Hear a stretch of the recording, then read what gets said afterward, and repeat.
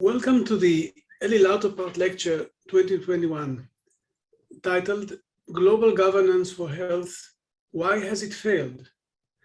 The lecture will be given by Dame Sally Davies, the UK government's Special Envoy for Antimicrobial Resistance and Chair of the Trinity Challenge.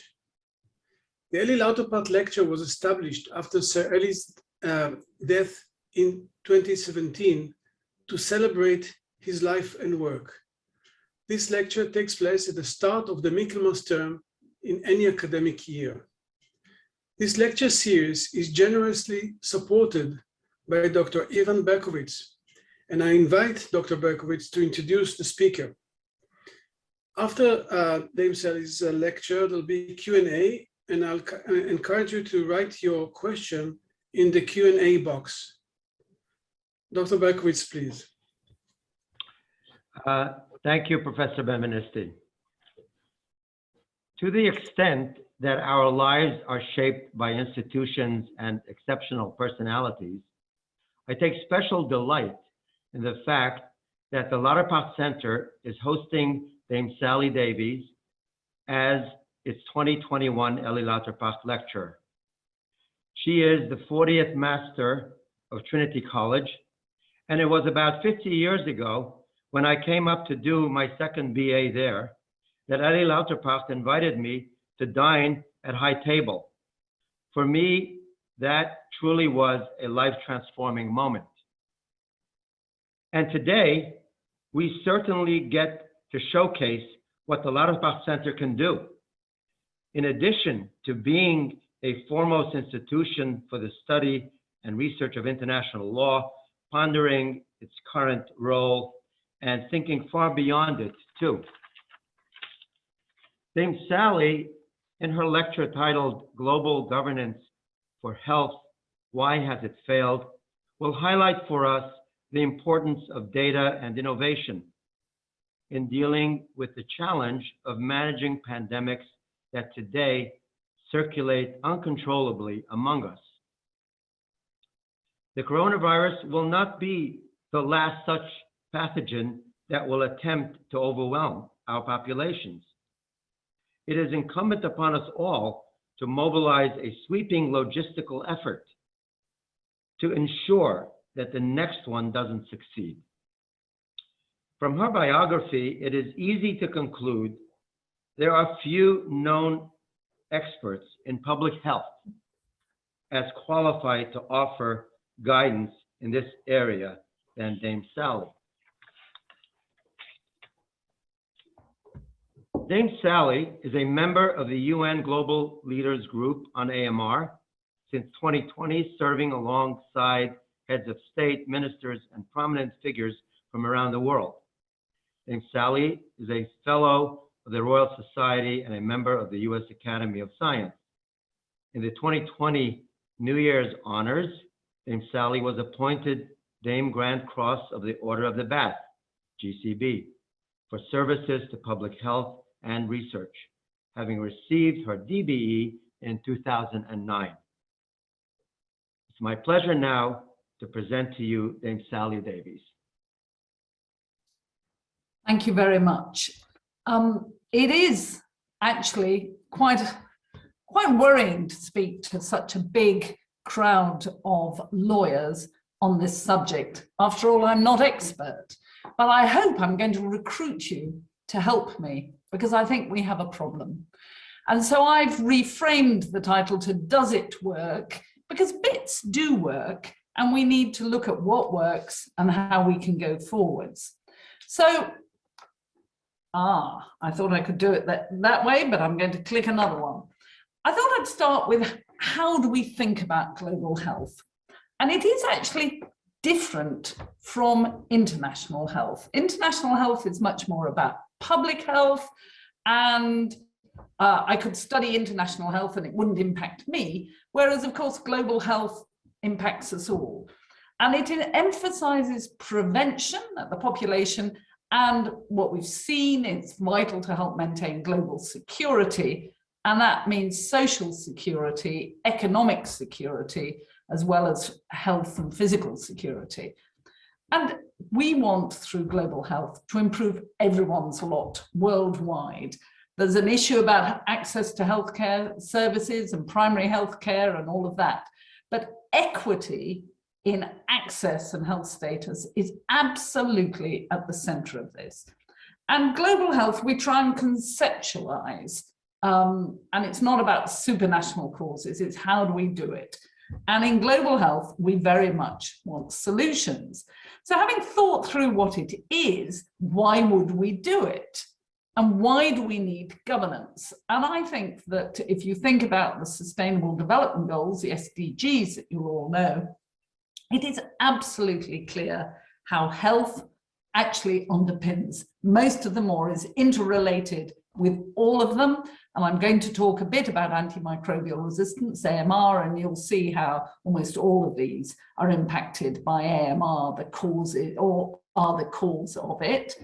But also, how on earth can we solve these problems by 2030, as we, the nation states of the world, promised we would, without a governance, without thinking how we can bring it together and make the sum of the parts greater for the people of this world.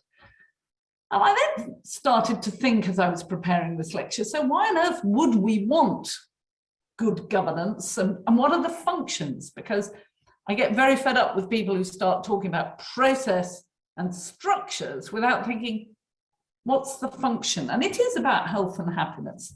It's about that fairness and security and the economy. So let's have a bit of a think about, is it working as it stands? Hang on, I pressed the wrong thing.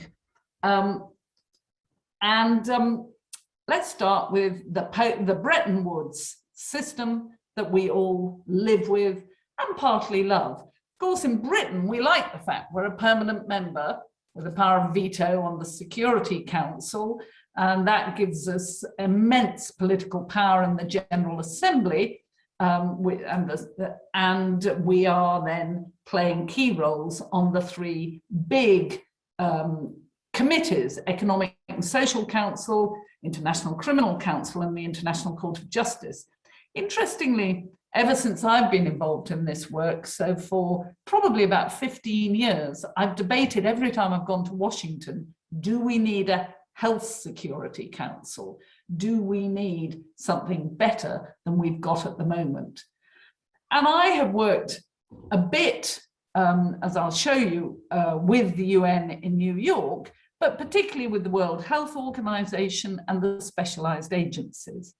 One of the problems with global health now is actually who does it and how do they work together? And as you're going to see, FAO, the Food and Agriculture Organization, the agency in Rome, is particularly important for global health, not only because the food chain kind of in governance terms belongs to them, but as I'll show you, we are what is now called One Health altogether. I could have written down UN Environment Programme. It's higher up as one of the organs. They're terribly important to human health. And of course, so is the Organization for Animal Health, which is not a UN organization, situated in Paris, and actually a membership organization of all the countries. And I went looking for a lawyer friend of mine's work, which he did about 5 years ago, looking at how global health overlaps. And what you see here are nodes, and the sizes denotes the amount of work they do. And if they're gray, then their primary role is about global health. The green ones, the primary role is not about global health, yet you can see the American government plays a massive role in global health. MSF, Médecins Sans Frontières, is almost as big as WHO. And there are some rather big ones in the green that I don't know that I know what they are even, yet they're impacting global health quite considerably. So that would, I think this diagram illustrates that we have a very messy governance. I suppose it doesn't matter if it delivers, but we began to see problems once we got into One Health issues, because WHO does not handle One Health issues effectively. They put out, for instance, a guideline on the use of antibiotics in food-producing animals, which the FAO and the OIE would not accept. That isn't good governance because it gets everyone angry and arguing instead of moving the field forwards. So there's a problem there. We saw another problem when Trump got in America and withdrew, that actually the US was a very central part of the unofficial governance. And we know that it's very difficult for the WHO. We have done some things through the WHO, and I wanted to pick this example out. It's the Framework Convention for Tobacco Control. Not every country signed up, but most have. Countries go at their own pace, but the team who sit in the WHO actually do the research, the evidence base, and join people up. The latest move that was led out of Australia first is plain packaging for tobacco. And this is the latest data I could find on the web, 2017, of where we'd got to. I can tell you that when Prime Minister Cameron stood up in the Commons and said that Britain would move to plain packaging, immediately the tobacco companies sued not only the government, but also the chief medical officer at the time, me, because he said I'd advised him to do it, which I had. And I was very pleased. The lawyers kept me out of prison and we won resoundingly. And the minute we won, other people came in because actually that meant that they were weakened. They'd lost in Australia, they'd lost to us. So who else, would not be able to do it? It's difficult for the WHO. They are underfunded. They receive more money from the Bill and Melinda Gates Foundation than they do from anybody else except the American government when they're paying up. And we're usually the third after the two of them in paying. There is an antiquated subscription agreement, but it's not been updated, and the amount of money upped, I think, for about 15 years. And plenty of countries don't actually pay up in the right year, and some have arrears that go back a few years. So it's underfunded. It works very much in silos, and it's pretty good at its normative functions that it was set up for. But we've moved into an era where we need more than normative functions. So take obesity as a challenge. And here, what you can see is from our own English data on school children. And in pale blue, what you see are children going into primary school in reception. And the least deprived children, nearly 6% of them are overweight or obese, more than double that at the left-hand side of the most deprived school children. Well, by the time they leave primary school and go into secondary school, one thing is clear: overweight and obesity has doubled, but that difference relating to deprivation and the smooth line remains. So we have to think about the interaction with the private sector and things like that. And I'm going to come back to it because the WHO has not managed to help any of us on this. And of course it has played through. So what I'm showing you on the right is UK ONS data about deaths. And on the right-hand graph, the most deprived are at the right end and the least deprived in the middle. So it's reversed.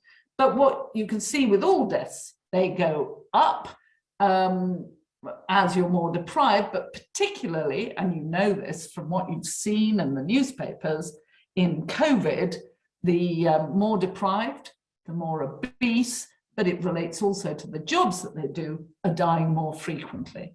And so these chronic diseases, this deprivation, is a real issue for global health governance.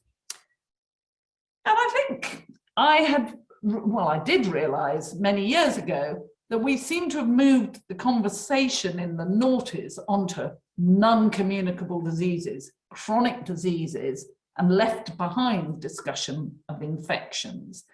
And yet just to pick obesity, we now know that you can change a skinny pig into a fat pig by just doing a fecal transplant and changing the little bugs that grow in their guts, the microbiome. So we know more and more that infectious organisms that live in us and on us impact our everyday health. If you're unlucky in your microbiome, you're more prone to infection. You're more prone with other changes to rheumatoid arthritis. There's something in today's newspaper about the best outcomes from prostate cancer come if you have a certain microbiome set of bugs rather than another set, opening up new ways of treatment. So not only do infectious outbreaks, epidemics, and pandemics kill, also the general infectious environment that we live in plays a role in our health that most people have not yet appreciated, and we really need a lot more science. But what you can see along the bottom here is flu and the impact. And so what I used to say to prime ministers and the government is, it's not will we get another flu pandemic, it's when and how severe. We perhaps in some of this debate are not helped, though we were lucky, by the avian flu in 2013 because it was mild and didn't kill many people.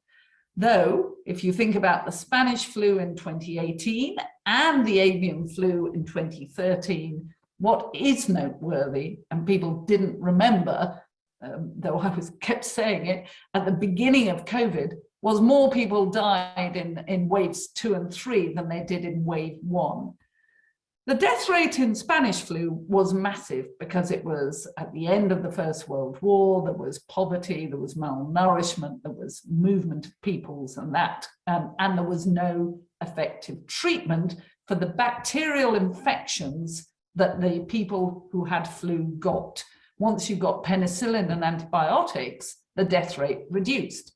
But look at the top and what you can see are other infections coming through, and noteworthy, of course, in the middle is HIV, but other ones that you may or may not have heard of. SARS, the original SARS that impacted Asia and Toronto particularly, is there. And just remember that SARS killed about 60% of people. MERS you may not be aware of, but it's a coronavirus that is around in the Middle East and probably caught from camel's milk and blood. And now what have we got? We've got the second SARS outbreak or a pandemic, and the deaths are already over 5 million and going up. They will be vastly over that if you look at the satellite images of India during their big outbreaks and other things. We know that they've grossly undercounted. So things are not working. And we have to think through this governance, remembering not only the importance of infections, but this, as I called it, I hate the word, One Health. Most of the nasty infections we get these days come from the animal sector, and they're called zoonotics, and I've listed a whole pile here, and I put in red the ones that are quite common that you will know that kill quite a lot of people. And you might say, well, plague was in the Middle Ages, just to pick one out, but Zanzibar's just had a very nasty outbreak with a lot of deaths. Dengue continues to kill a lot of people. So zoonotics and how we handle this interaction between humans and animals in order and manage this is very difficult. So what do we need if you've got infectious diseases? We've got to detect it, top left. We've got to assess it. We need to report it so that the rest of the world know there's a risk, and we need to respond.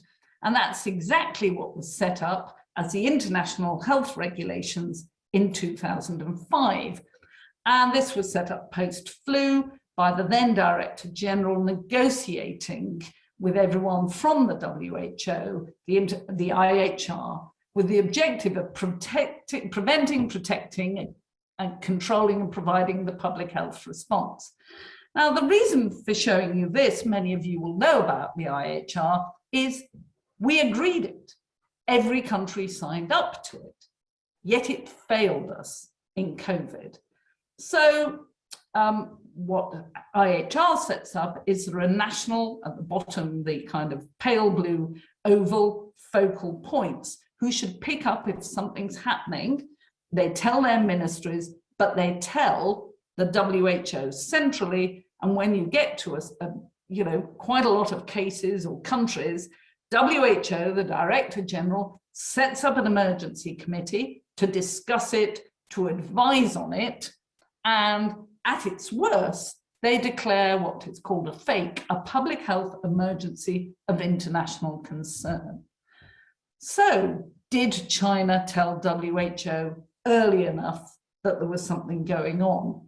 It looks to me as if Wuhan didn't tell Beijing early enough, but I think it's quite difficult to really work out. But we did know in the January that something nasty was going on and that it was spreading to other countries. Thailand picked a case up very early in January and was able to type it and say, we've got COVID-19 too. And arguably, I would argue that the emergency committee and the WHO Director General called the FAKE later than they should have done.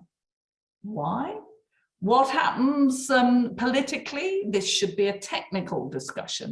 And that takes you back into a governance discussion we had some 4 years ago when we were doing the election for that Director General. Did we need a technical person, a public health doctor? Or did we need, as we have, a politician who'd done a PhD in malaria epidemiology and had been a Minister of Health, but was essentially a politician? And how do you insulate it so the politics don't give you the wrong answers? I have views, but in the interest of time, I'm going to move on. So what we have is a problem that COVID has highlighted. It's One Health, it's a zoonotic. I'm going to show you more on the complexity, but you're aware of the politics, I've highlighted them. We've really seen that research, development, sharing genomic data has worked well, but products haven't. Look at where equity has come. We need the low and middle income countries to get vaccines and treatments. And there's a massive intersection with the private sector and not enough money. And of course, IHR, we've all signed up to, so you don't close your national borders. Yet we all did. So we all disobeyed the treaty we'd signed up to. And actually, to prevent spread, it was the right thing. But we've had nationalism, not equity. So here's some of the complexity I wanted to show you. And the WHO rightly does norms, standards, regulation, policy, and technical guidance, bottom left box. They also do coordination and support. Where they have a problem, and they have had ever since I've known about them, is in delivery, implementation, making things happen on the ground. Yet they want to. So look at this messy picture of what's going on. And this is a WHO explanation. Vaccines are being led by multilaterals, which have philanthropists in them. They have countries in them. They have scientists, CEPI and Gavi. Therapeutics, the Wellcome Trust is supposed to be playing a big role. I didn't know until I saw this. UNITAID, a multilateral set up by France originally, that's supposed to deliver innovation for HIV and malaria and things. Diagnostics has another two multilaterals, FIND and the Global Fund.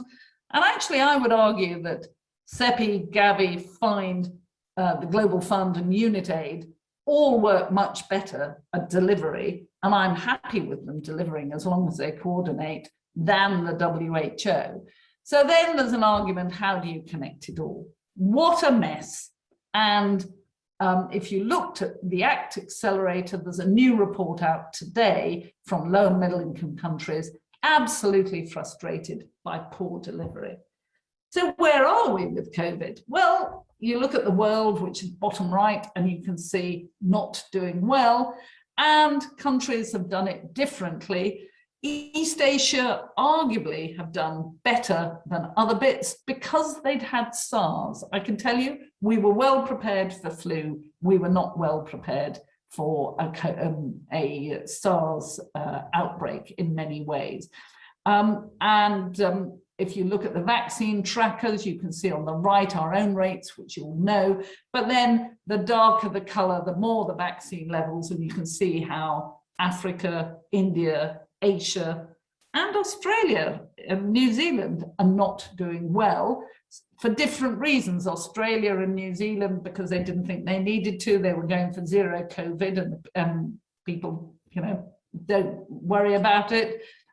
In Africa and India, it's lack of access. So we haven't got it right. I just thought I'd put this in because New Zealand 2 days ago abandoned their zero COVID effort. And so it's going to be interesting. Different countries have done different things. We have not done well. We've done badly. And that's because of our comorbidities and deprivation, which are higher than Germany and France and everything. But you can see how we have yet to learn what the best playbook is for COVID. So how on earth could WHO tell us? But WHO has another big problem. It's how to interact with the private sector. And the role of the private sector is they've got money. They can give technical support. And they do a lot of the R&D and the product development. They can share knowledge. They can help develop capacity. And WHO has hobbled itself by putting in place the framework of engagement with non-state actors, FENSA, and you have to register and every word has to be written down. And it's so they're squeaky clean. You could argue it's for proper governance, but it gets in the way of pragmatically just moving things forward when you've got an emergency. And life, as I intimated earlier on, is actually changing and getting more difficult. Our population is growing. We are moving into areas where humans weren't before, combined with climate change. Ebola is more prevalent because people are moving into the forests and the jungles. I've talked a lot about zoonoses. The private sector roles are amplifying. I could highlight also that people like the Gates Foundation play a massive role in funding global health and responses and everything. I go to the World Health Organization Grand Assembly, as it were, and people say, oh, the governance of the Bill and Melinda Gates Foundation is dreadful. They're not accountable to anyone. And I sit there saying, oh, I think we're awfully lucky. They choose to spend their money on global health. And for all they have a very technical approach rather than a behavioral or any other, that's their right. They earned the money, they made it. Thank you them for spending the money on global health. There are other issues that you might want to get into, ethical issues, and I picked out xenotransplantation, a big one, the loss of trust, and of course, bioterrorism and weaponizing. I was the chief medical officer for Novichok, for instance. And then back to this One Health thing and how do we cope? So one of the things that was missing in COVID, I felt as I sat here in Trinity College with my colleagues, was innovation about how we used data in emergencies, how we could and what data did governments and people have to deliver the response. And I felt very strongly that to get the right response, you needed behavioral data, whether it was movement or attitudes or expenditures, to analyze what was going on and then to try and influence. And so we set up the Trinity Challenge from here, but with 42 collaborating organizations, including the top of Google, GSK, Tencent, Gates Foundation, lots of people, different people. I raised 7.8 million, actually it was pounds, not dollars, I better correct that. And we launched a challenge. Could people develop solutions to the problems that could be scaled to become global goods? And we got 340 applications from 62 countries, and they are just amazing. The winner, top left, is PODD.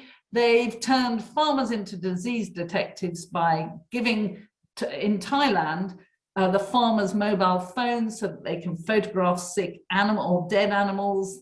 Then the vets help them decide what's wrong and how to handle it. And they connect the data to the human data. Really nice. Sentinel is a University College London program with West Africa. The Cambridge one is the one on early disease detection, on blood counts, applying artificial intelligence to blood counts across the world. And I can happily tell you more about that. It's beautiful AI. But we really found some good things. But what we also found at one meeting, Google saying to Microsoft, we never talk about these things, but it's absolutely clear that we're all sharing data and trying to help, but we haven't got it exactly right. And so we started with our partners to do a piece of work looking at how to get decision makers to have the data that they need.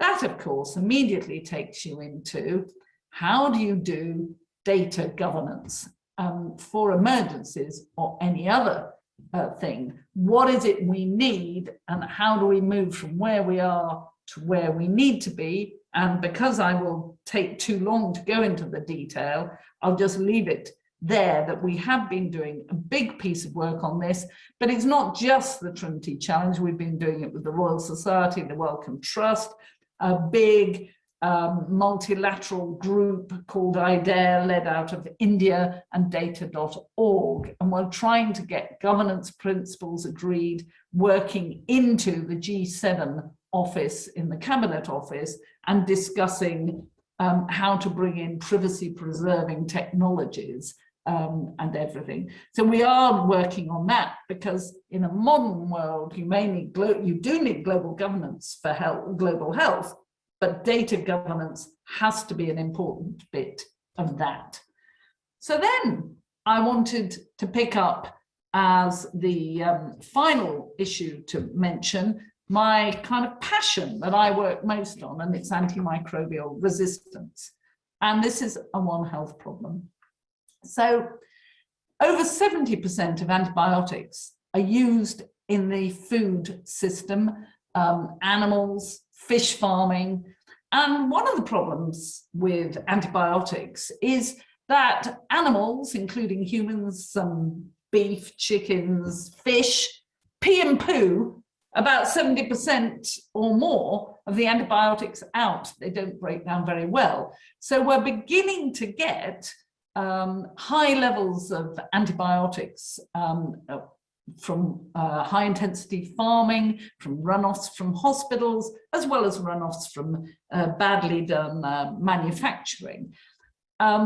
Meanwhile, in the animal sector, in many countries, they're using some of the antibiotics that are critically important that we want to reserve really only for humans. So what's happening is actually Darwin's survival of the fittest. Bugs encounter antibiotics. One will eventually have a mutation that allows them to live with it. They proliferate and incidentally pass the gene not only to their progeny, but they could, because the antimicrobial resistance genes are in plasmids that are little circular viruses, they can shoot those into their aunts, uncles, cousins, and even their friends, and they can then pass it on.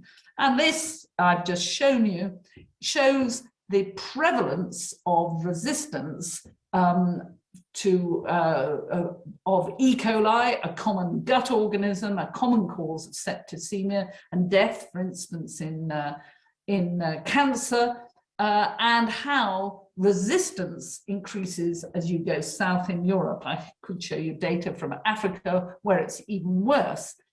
The point being that the more antibiotics that are used, whether in humans or animals, the more resistance you get. Now, back in 2014, I went to see the Prime Minister, Cameron, and I said, what got action started on climate change was Nick Stern's review looking at the impact economically. Will you commission a review of the impact of AMR economically? And this is the Jim O'Neill review, independent review, which I set up for David Cameron and supported Jim. And what you can see is how we thought it would be in 2050, that essentially we would go from 2016, when he published, at least 700,000 deaths a year of AMR, up to 10 million, which is more than the deaths of cancer at the moment, and that it would be much worse in the low and middle income countries than it would be in the global north. So this is not a fair issue. It is, of course, impacted by how we as, if we start on the top left and go round clockwise, we as humans behave with our antimicrobials. We have a problem that's aggravated by the fact we pay very little compared to other treatments for antibiotics. In fact, we pay pounds, whereas we pay hundreds of thousands of pounds for cancer treatments. So most of the pharmaceutical companies have given up making new antibiotics. There is a very big need to reinvest. Biotech are making some, and two that had really good antibiotics went bust because they just couldn't afford, having got it registered, to take it through into patients. So we have to find novel ways of funding. Next, I've talked a bit about fish and terrestrial animals, the food chain. One example I'll give you is that Norway and Scotland vaccinate every farmed salmon and trout and use no antibiotics. We know that in coming down Food and Feed, that citrus trees in Florida and California are sprayed for a couple of weeks every year with streptomycin, the last and nastiest drug of last resort for TB. Food and crops, you've got something very similar. I've talked a bit about the environment. And of course, infections have to be treated if they happen. But aren't we better if we prevent them? So you then get to have people got access to clean water, hygiene, sanitation, and everything, and back into equity and global health and governance. And I thought I'd just show you an Asian poultry market, and you might think, well, where's the antibiotics? Well, the feed that they will be fed, tipped into those cages, will have antibiotic mixed in with it, and the farmer won't even know that they're doing it. It is disgusting. And AMR, I've told you it's global, but look at this. If you look at the red, what you're seeing is a resistant bacteria that was found in 2000, and by 2005, it was all over the world. In fact, the New Delhi variant of another nasty bacteria with resistance within 2 years had spread all across the world, and they become incredibly difficult to treat. But this is such a problem. So to take it forward, we need an effective governance, and I'm going to talk to that, but it's actually needs so much work. We need to know the disease burden. That takes you into surveillance. We need proper use so that we don't drive more. We need innovation and research to overcome that market failure. More people die in low-income countries of lack of access at the moment than actually getting the AMR. And I could go on through all of the jigsaw, but it is a very big multifactorial problem. And I think that's why it's taken us so long to take action. Because do you know that Fleming in 1945 said in his Nobel Prize acceptance speech that resistance would develop and that people would die. And there wasn't much work for a good 50 years. I started getting the British government involved in 2013 when I wrote a Chief Medical Officer independent annual report. And I went to the Director General of the WHO and said, you've got to do something about this. So she set up the Strategic and Technical Advisory Group and made me the chair so that it became my problem. 2015, we got the SDGs and we missed a trick to get AMR into it, but we got it written by the British government into the preamble. And actually, if we don't mitigate AMR, we won't deliver them. We chivied enough that in 2016, we actually had a day at the UNGA high-level meeting week, Heads of State week, on AMR. And I remember people saying, why are we doing AMR? What is AMR? After all, the only health issues we've done are malaria and HIV and outside the week, non-communicable diseases. And I said, well, it's a slow pandemic. We've got to do something. We launched Jim O'Neill's report there, and the Secretary General was persuaded to set up an ad hoc inter-agency group. I was one of the co-coordinators of that, co-conveners. We went to the Secretary General with our report in 2019 with a whole load of things that needed doing.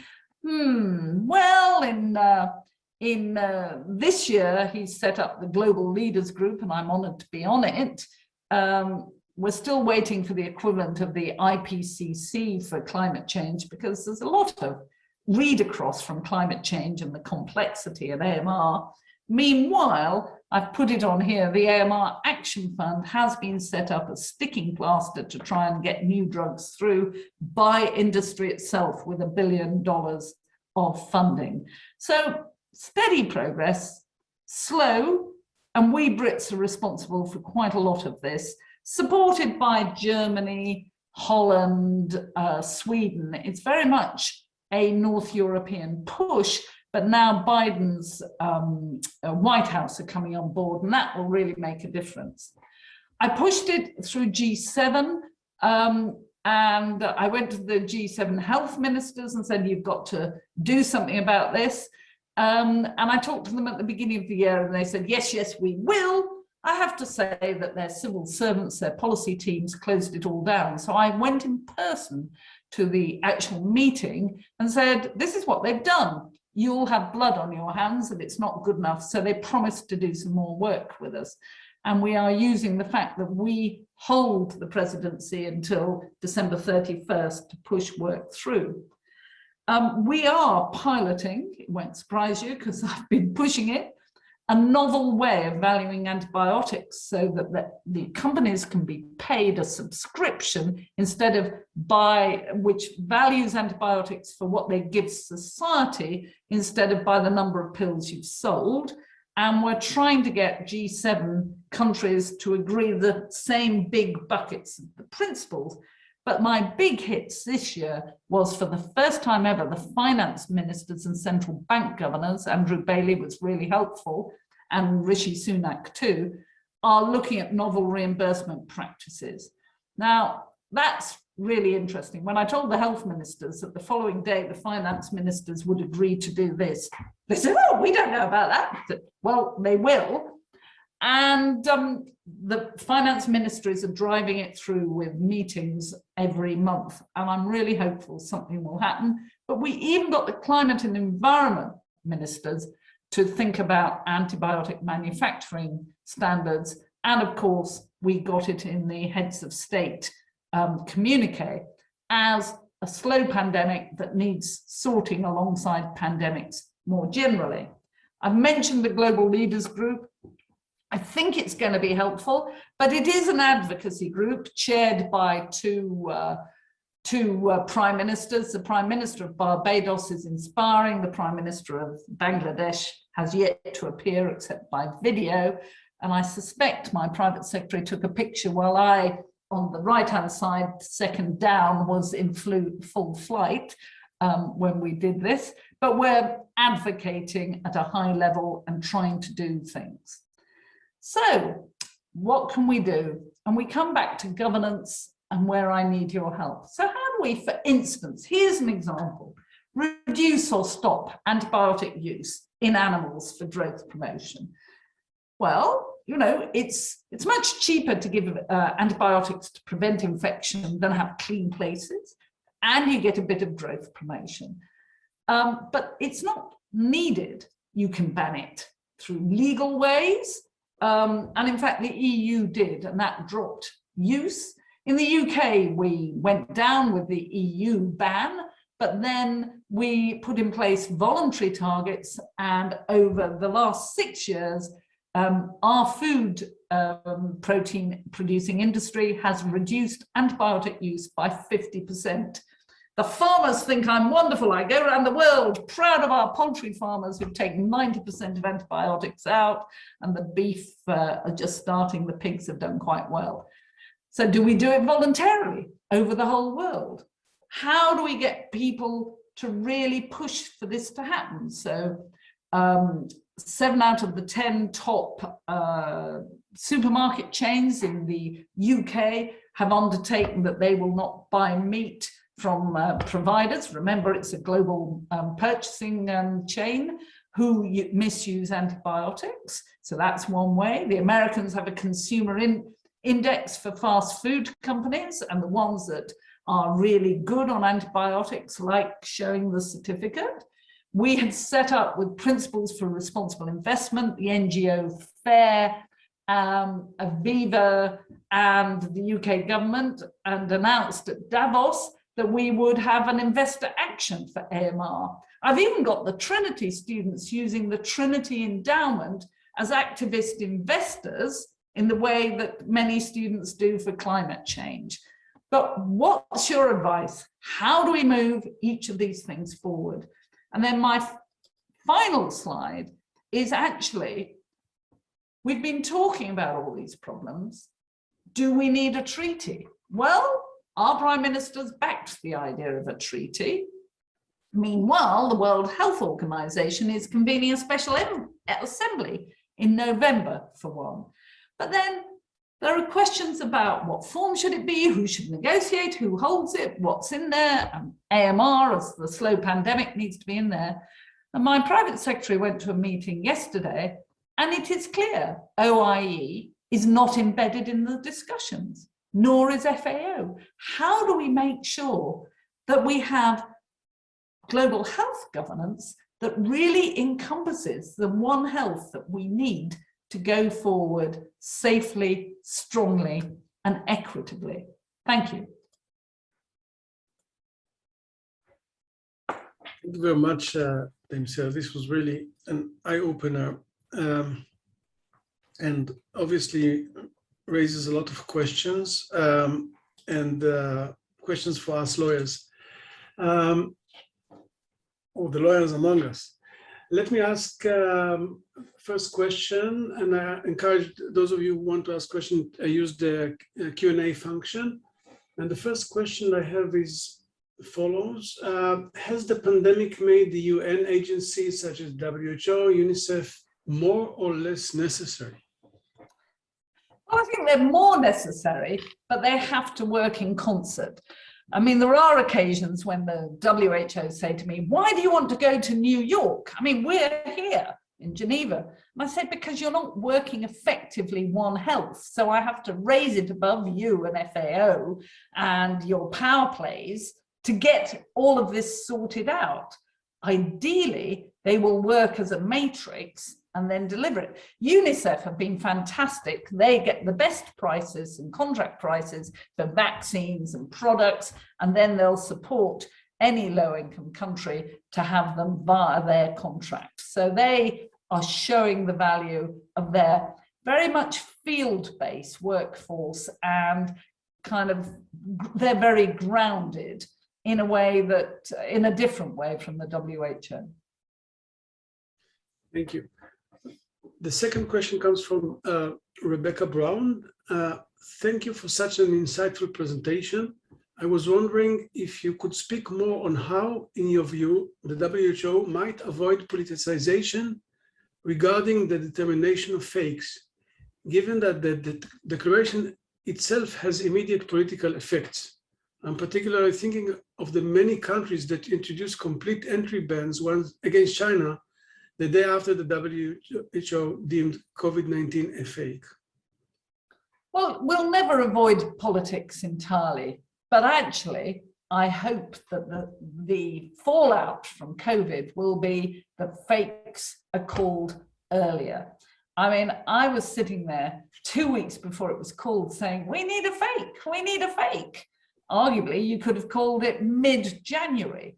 It was already a public health emergency of international concern, according to the criteria I have, which is novel, we have no immunity, we have no treatments, and it was across 3 continents.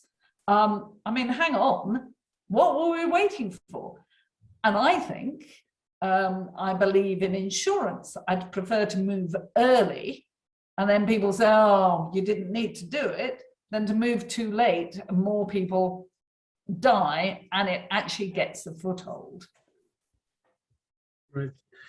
Thank you. There are 2 comments or questions about AMR. Can I ask, is AMR the most important factor to work on now? And the other, it seems that AMR pandemic dwarfs any other.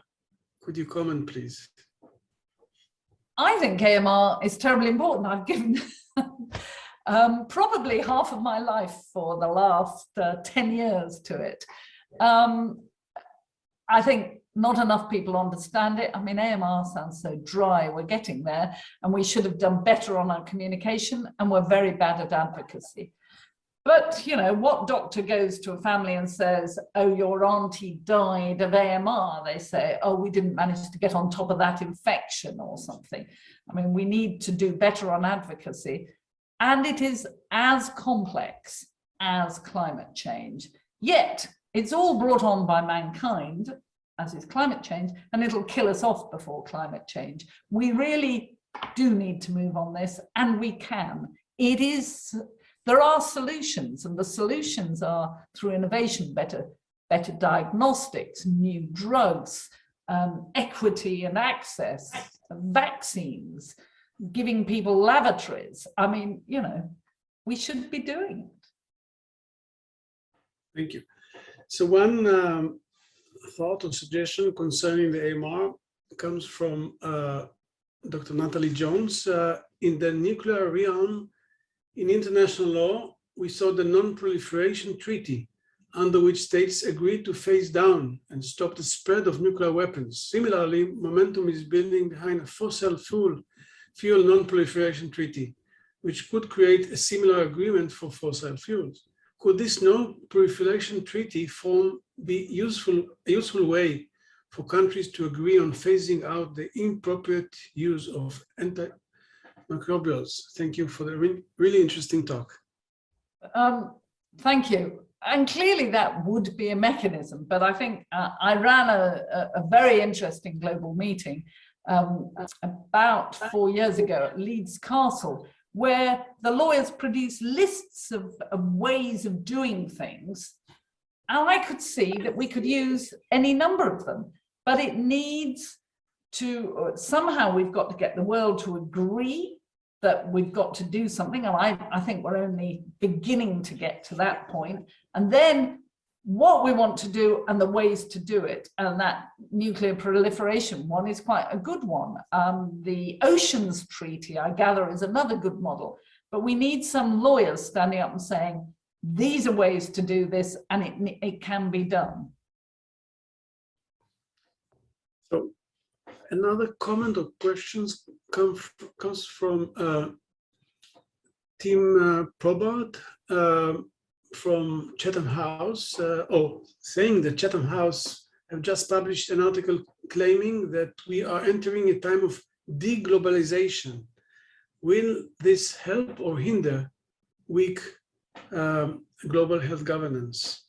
So deglobalization. Yeah, it'll hinder, won't it? I mean, the more you retreat behind your national border, the weaker we all become. So take a study that's quite useful to show you for AMR.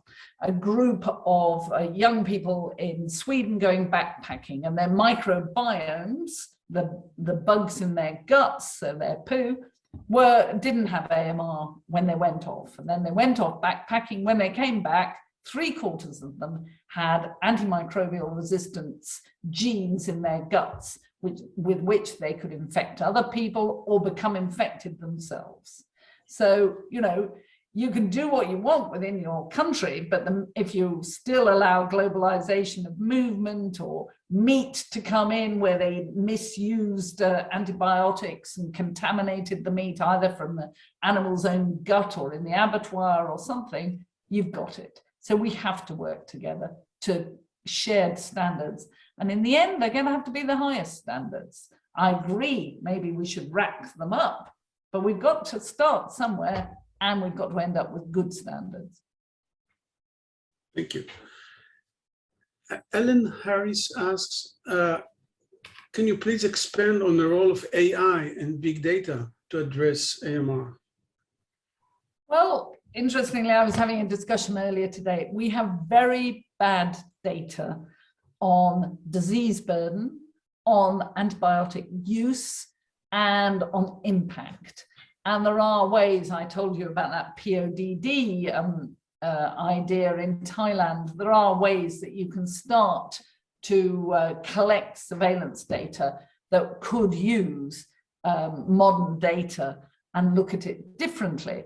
I think I would also like the Cambridge, one of the second winner in our Trinity Challenge, to have a look. So what they've done is, let me start at the beginning.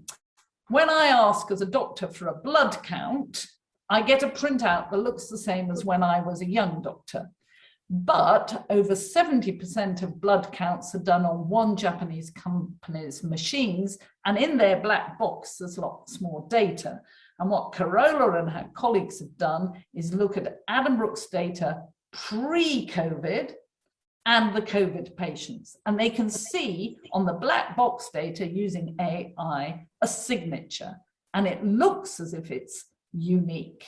And so now with the prize money, they've got people all over the world working with them to see if that holds true. And if it does, we've got a screening way and we've got a triage way.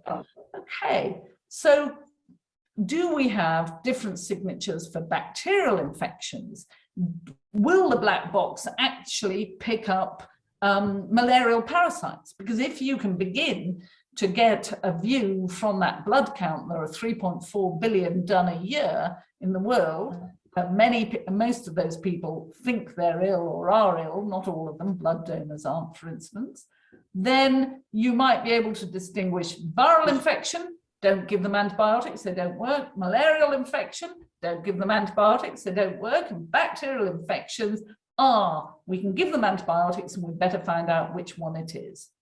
So, you know, you can bring AI to bear in ways that most people don't even know the data's there.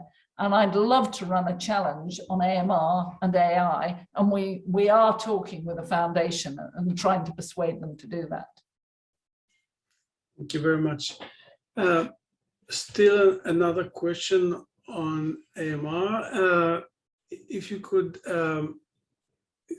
explain, so that actually two questions. One is, will getting antibiotics out of the food chain and the environment generally solve the problem of AMR?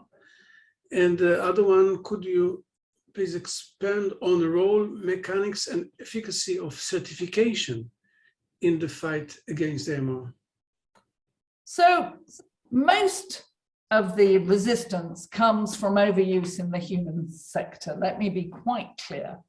But I think antibiotics and other antimicrobials that don't break down easily and in the environment, I'm of an age where as a teenager I read Rachel Carson's Silent Spring. It cannot be good to have contamination of our water tables, rivers and oceans.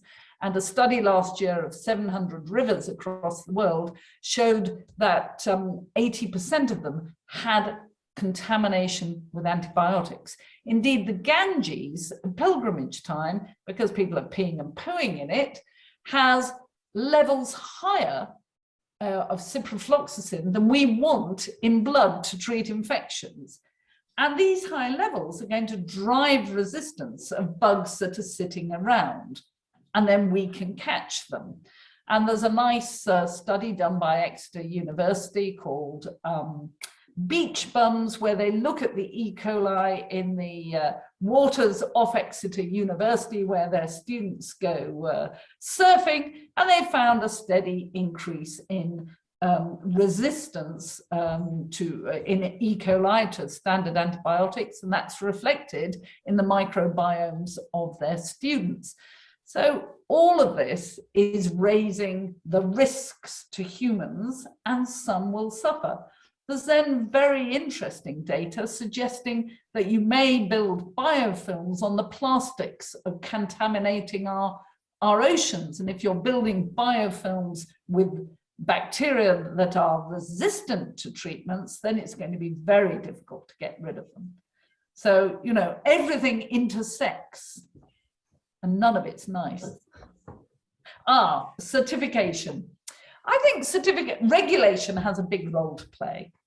And certification can be either part of regulation or voluntary, and I think can play a role. I mean, you know, Red Tractor on meat in supermarkets does actually tell you that they've used antibiotics reasonably, because we do want them to be used for sick animals and things like that. But of course, any meat you buy from a supermarket, if they had had antibiotics in the past, it'll all be out of the system by the time we eat it.